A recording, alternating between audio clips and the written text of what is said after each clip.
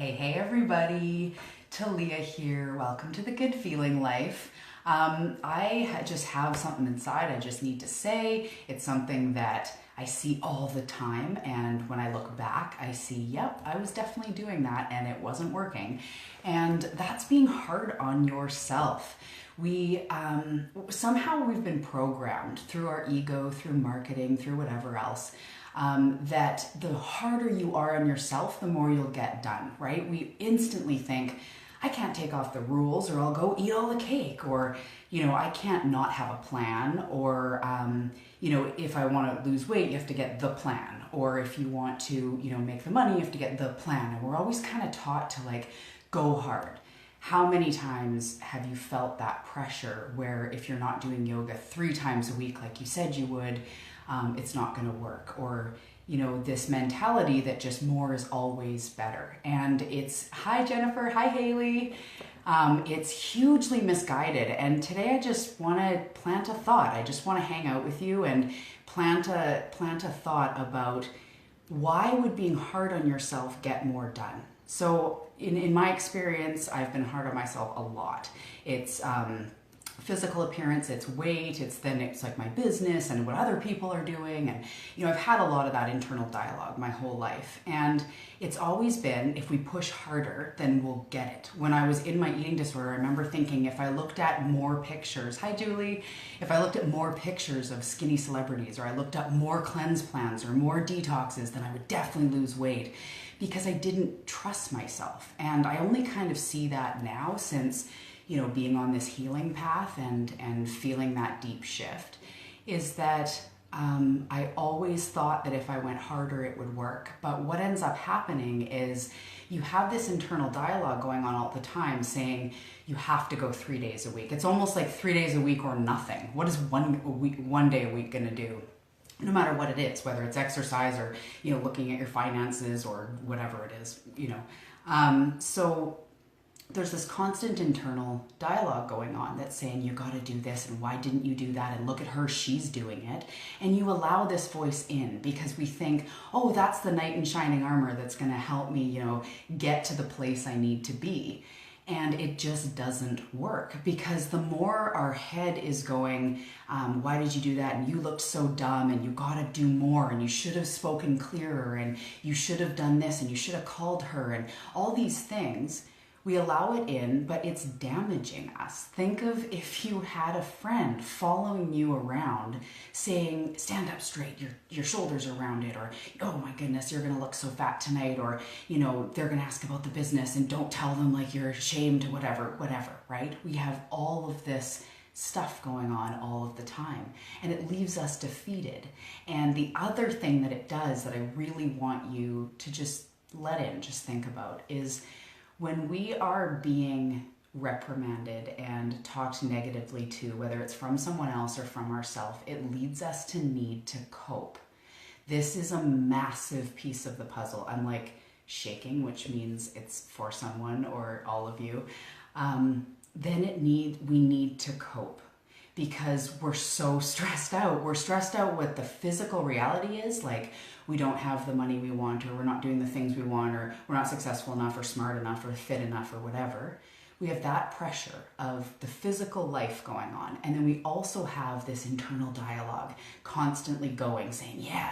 And again, we keep chasing it, thinking the harder I am or the more strict I am, it's like we all think on Monday we'll start the thing and it'll be 5 days a week and it'll change our life. And it's got good intentions. We're seeking change, but we get fixed in this rigid schedule. It's kind of like I said, all or nothing, right? There's a thing called all or nothing thinking, and there's no gray area. If you don't go the 5 days a week or whatever it is, you're upset with yourself. And it's just something that when we are being talked to like that all the time, then we need to cope. And that's why we either cope by expressing anger, or of course there's things like drinking, drugs, compulsions, anxiety, depression, and we isolate. There's lots of ways in which we individually shut down when we're not doing well, right? We all have things that we have patterns or we turn to or we have at one time. And That's a huge, I feel like it's close to 90% of the reason why we need to cope in life is what's going on up here. Because if we don't let it in, if we think some girl looks at us and we try to just go like, I don't know what she was thinking, I'm not going to say that she's judging me, you know, I looked whatever in these clothes or whatever it is. I don't know. So I'm just not going to let it in. And I've gotten where I would say I'm really good, but of course life happens and I'm tripped up all the time. But when I hear that negative self-talk of, you didn't, like I have one day a month where I do finances, where it's just finances in the business and making sure everything's, you know, done. And one day it was like the day after I was supposed to do it, and I just heard this thing of like, you can't run a half joke business and not do your finances. And I just kind of saw it and I went, that's funny. Okay, yeah, like I'm gonna do it tomorrow. Like it's almost like thanks for the reminder, but that's kind of ridiculous to hear that voice. So basically what I wanna make sure that you're understanding is that if you're hard on yourself, it's not going to work. It's going to lead you to cope. It's going to lead you to burn out, isolate, be anxious, depressed, all these things because there's so much pressure. And now I want to paint the contrast of thinking about what love does. So separate from all of this, what does love do in the world? You know, some say love heals everything. Showing a child love. You know, we grew up in a generation of a lot of parents and their parents that didn't express, you know, good job or give hugs or any of that stuff. And they had a little bit of a lacking of love. It doesn't mean their parents didn't love them, but they kind of had that more strict old school, you know, mentality. And we have a lot of people that can say they've never been hugged by their parents or they didn't remember as a kid being acknowledged. And you just think that's got to do something over time. So love, we know, heals. More hugs, more comfort, more I'm there for you. And how does it feel when you're going through a rough time when someone shows you love? Whether it's a cashier or a friend that calls you or someone comes and brings you soup or just anything, you feel like, it's almost like I'm allowed, whatever that is, you know, I'm allowed to be me. And so we need to show more love. We know that love heals. It's the thing that tears us apart with racism and prejudice and sexism and all this stuff. It's lack of love, lack of compassion. So now let's take this and turn this on you. And think of how effective you could be if you constantly had a voice going like, yeah, good job, you're rocking it. All right, like you're doing great. And instead of you look this way in those clothes, it's almost like, you're moving into health more and more every day. Like if you just somehow could get into that energy, which is everything that I talk about, incremental steps. And one of the first things you can do is just watch that self-talk and especially watch when the thing's really important to you. That's usually when you find there's always been the most rules, the least intuition, and the most, what are they doing? What should I do? What did this person do? And then it becomes all or nothing. You can feel it as I'm speaking, that active energy of like, gotta do. Whereas we know there's a highest self that knows that being is the key. Like we know that meditative things, nature, meditating, yoga, you know, listening to music, gazing out at the water, nature. I always say nature because it's so therapeutic for me. We know those things are healing. You can find yourself, you can help to heal, you can sort your thoughts, you can just be. When you're in that space, you can just be. And so imagine bringing that loving, just be energy to the things that you want to do. And when we act from this place, you know, personally say in my business, I would go from a place of like, what topics would sell? You know, is this topic like 5 things to get out of it? Would that be get more watches or clicks or like I got to get out to people? And I've just totally shifted into this energy of I'm going to share what I'm good at. I'm going to do what I do and the right people will gravitate to me. So think about that with health.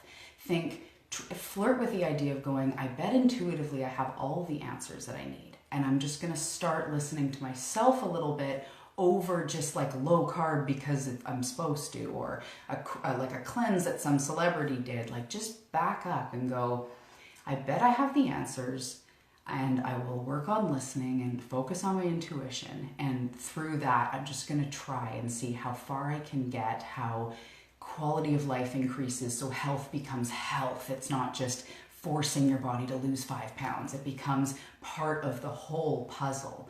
And that's what we're here for. That's what we're looking for, is to feel whole, really, right? We want it to all come into balance. We don't just want weight loss, but don't care if we're in debt, or broken relationships, but hey, we have a lot of money. Like, no, we're looking for the full picture. That's why I say healthy, happy, abundant. That's what we want. So start in your mind and catch yourself when you start hearing, you didn't do this today, you said you would. Just all of that stuff, that's of course the ego, and we gotta like pull it back, and instead of going, shut up ego, it's almost go like, huh, yeah, I used to believe that.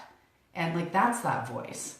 And just feel, sorry, I have something in my throat. Do I want to listen? You know, you hear it and it's kind of like, nah, not really. You know, the voice saying like, you said you do yoga and you didn't. So what if I dive down that path? Like, yeah, I'm a piece of crap. Or the other way is like, but I did other meaningful things and I was busy, and tomorrow I will, or right now I will. I'll do 2 minutes right now and get it in. Whatever it is, like, if just try to go from love. Because being hard on yourself will not work. You're never good enough.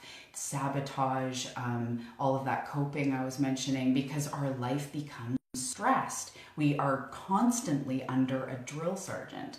And that's, you know, realize, I used to call it the drill sergeant before I knew much about the ego.